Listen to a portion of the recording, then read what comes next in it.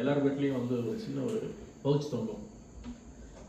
எதுக்கு பவுச் அப்படின்னு சொன்னால், அவங்க இருக்கிற அந்த சாம்பல் இருக்குல்ல, ஆஷ் கூட கீழே விடாது, எல்லா கீழே போட்டுருவாங்க. அப்போ அவங்களுக்கு எவ்வளோ how this nature and man is connected, how the ecological balance has to be sustained for a very existence of man.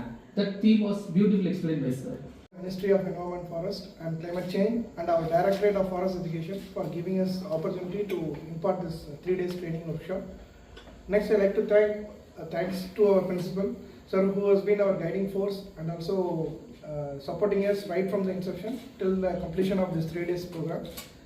Next, I like to also thank the course director.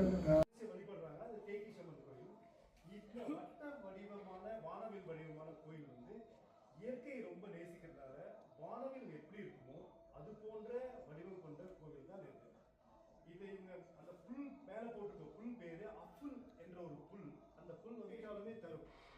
அந்த மரங்கள்கிட்ட வந்து நல்ல விஷயங்கள், கெட்ட விஷயங்கள், தெரியாத விஷயங்கள் நடக்கும். அதனால கல்விக்கோட வார்த்தைகளை வந்து ரொம்ப தெளிவா கேட்கிற பழங்குடி மக்கள். மழை ராசி தெரியும், மழை மூலியமா எனக்கு வந்து வெள்ளாமை எல்லாம் கிடைக்கும் அப்படின்ட்டு வணங்குறாங்க.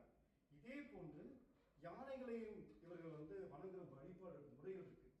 யானைகளை வந்து கடவுளா பார்க்கறாங்க. விவசாயம் பண்ணாலும் யானைக்குன்ற பகுதியை வந்து ஒதுக்கி வைக்கிறாங்க.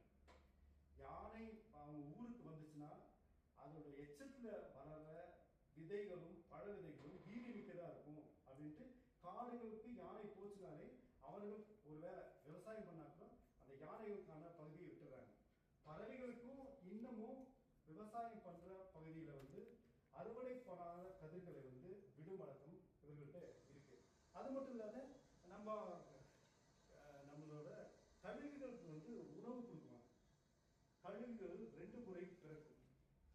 ஒரு 20 வருஷம் வந்தாலும் கொஞ்ச நாள் கஷ்டப்பட்டுட்டு அதோட கூரிய நெகங்களும் மூக்கெல்லாம் வலுந்து போகும்போது கொஞ்ச நாள் வெயிட் பண்ணும். திருப்பி மலையில போய்